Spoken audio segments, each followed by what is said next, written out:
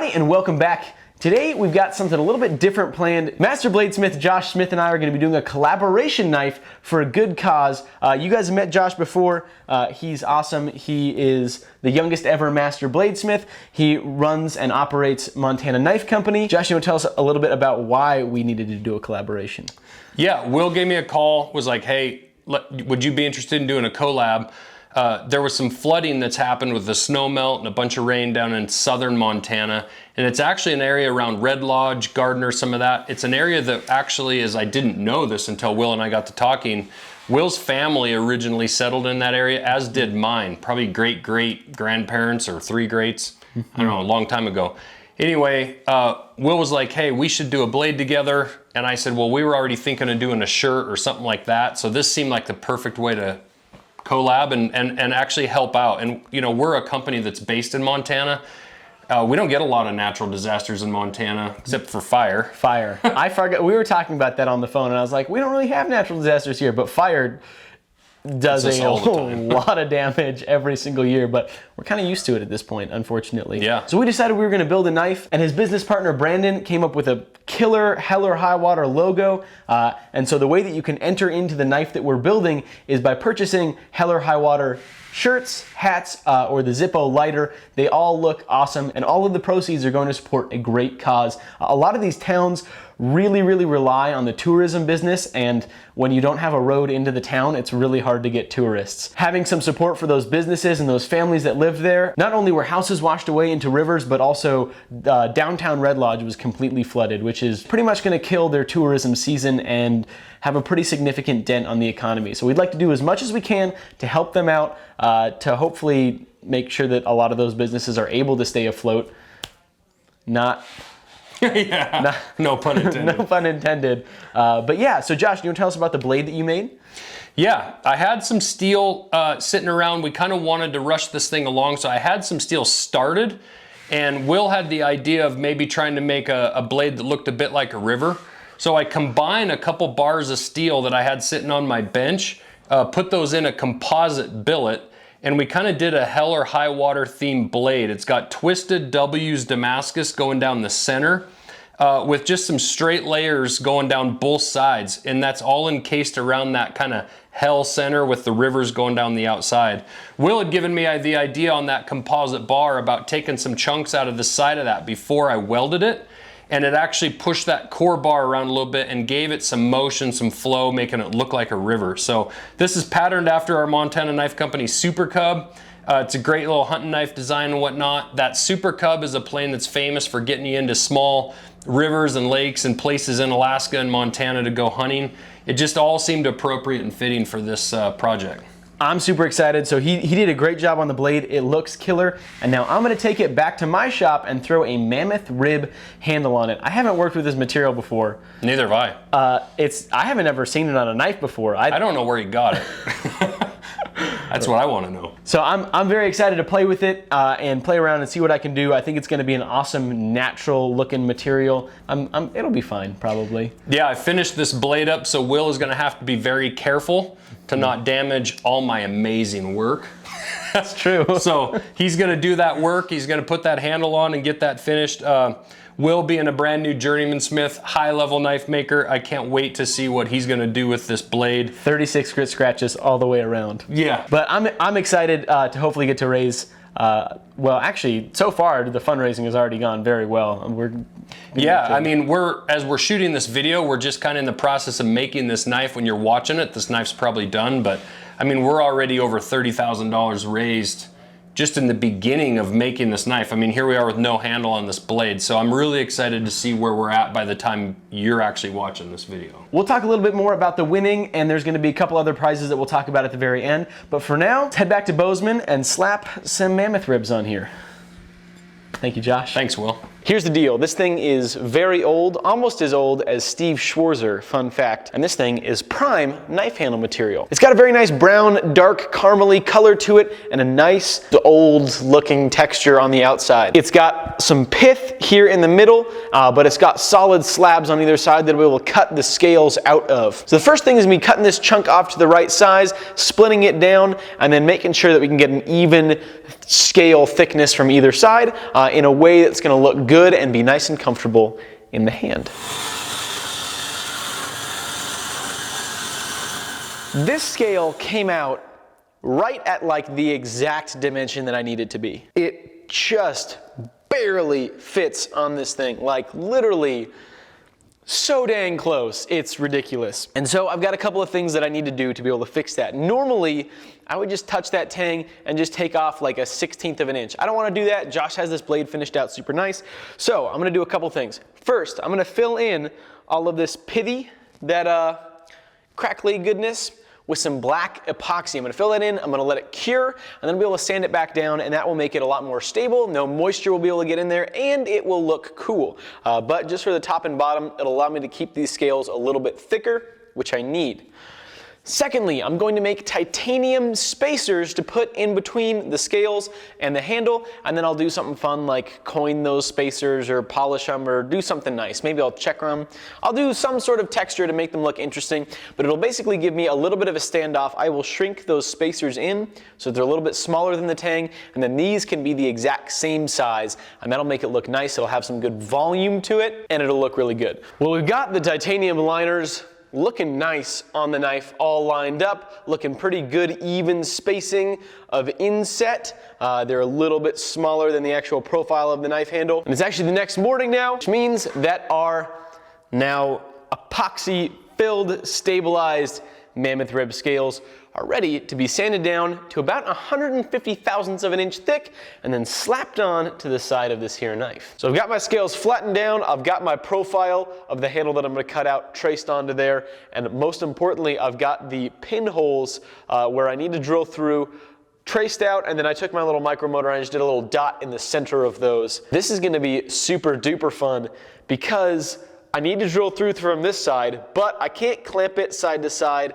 and I can't back it with anything. So I can't just put it on some parallels and drill through because it's such an irregular profile, both this way and then also it's weird and round. So what I'm gonna do is take this 1, 2, 3 block, I will clamp this thing to the 1, 2, 3 block in 2 places, and then I will very, very slowly, I really can't put a whole lot of pressure on there, I'm gonna very slowly, with the machine going very fast, so it'll be cutting very small chips per revolution. I'm just gonna go through and drill first, and then go through with a square shouldered end mill to cut in the pocket that the barrel of the screw will sit into.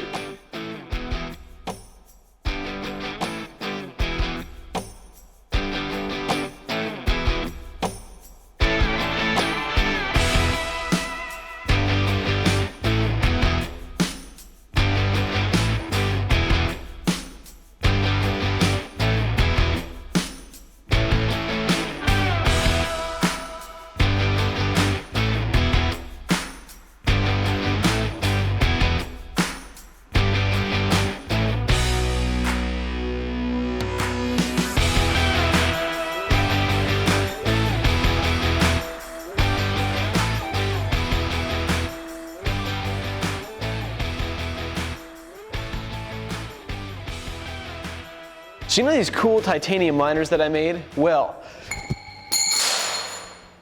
I don't think I'm going to use them.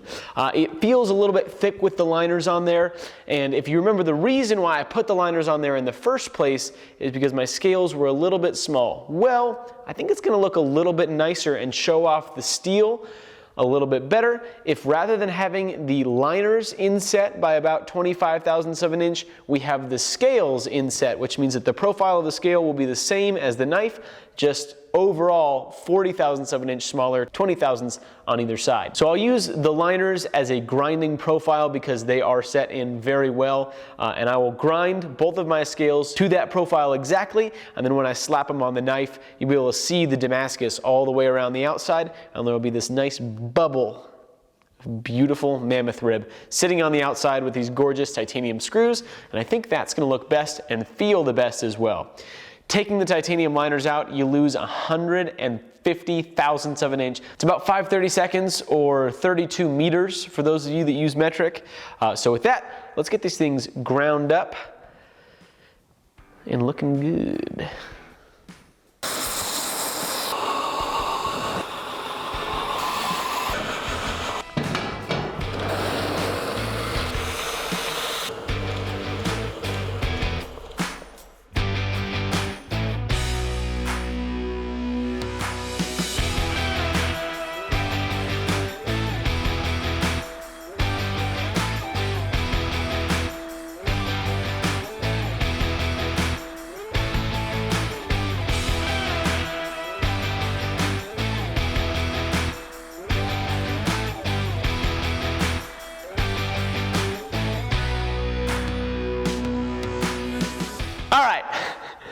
I got the handle scales finished up. The texture is crazy cool.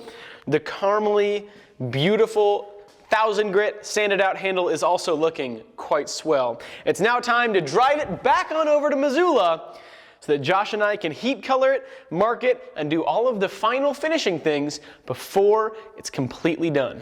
With that, we ride.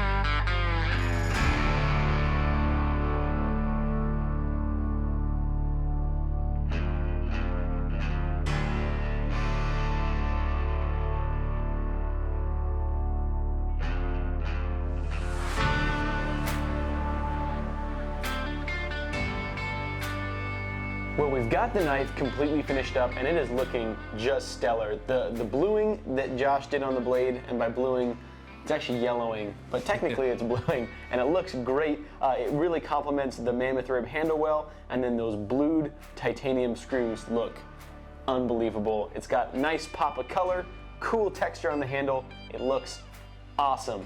So I'm thrilled with how it came out. What about you, Josh?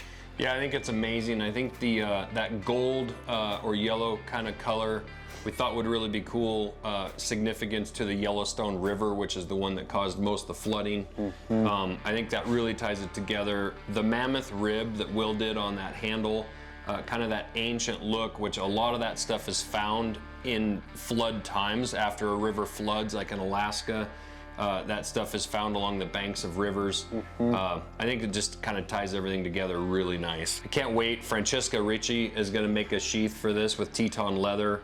That's going to be amazing. So yeah, she's a great sheath maker, and she always does a really good job of matching the sheaths to the piece. So I'm excited to see what she comes up with. For sure. If you guys are interested in winning this knife, along with a couple other just killer prizes that our friends have entered. Go Fast Campers has entered one of their chase frames, which is like an exoskeleton, sort of thing for the bed of your truck. They're super cool. What are some of the other prizes? Eberly Stock has donated some gear and some packs. Sika Gear has donated some gear as well. Awesome. And that stuff will be shipped to you in your size. So it's an amazing setup. Donnie Wilson has donated a day fly fishing on the Bitterroot River with him on his raft, so that's also really cool. So thank you guys for donating that extra gear. It's cool to see Montanans coming together to help out other Montanans. The way that you enter this again is by going to the Montana Knife Company website and checking out the Hell or High Water line of merchandise, t-shirts, hats, Zippos, and for every $5 that you spend there, you'll get one entry into the giveaway for the whole grand prize for everything. And so you have chances to win a couple different cool prizes. Yeah, and we are going to select different winners for each kind of grand prize. We just thought that's a way that more people can win. You have more chances to win in this, and every one of those things would be super cool to win. And obviously the biggest grand prize is the knife. Yep. And we will be announcing the winners for that on Monday, July 11th. So you got a little bit more time to get entered and to spread the word, let folks know what's going on, let them know that they have a chance to win some cool stuff. So Josh, thank you so much. What a pleasure. Absolute blast to get to build this knife with you. Let's do another one. Let's do it. So with that, I will see you guys next time. Adios.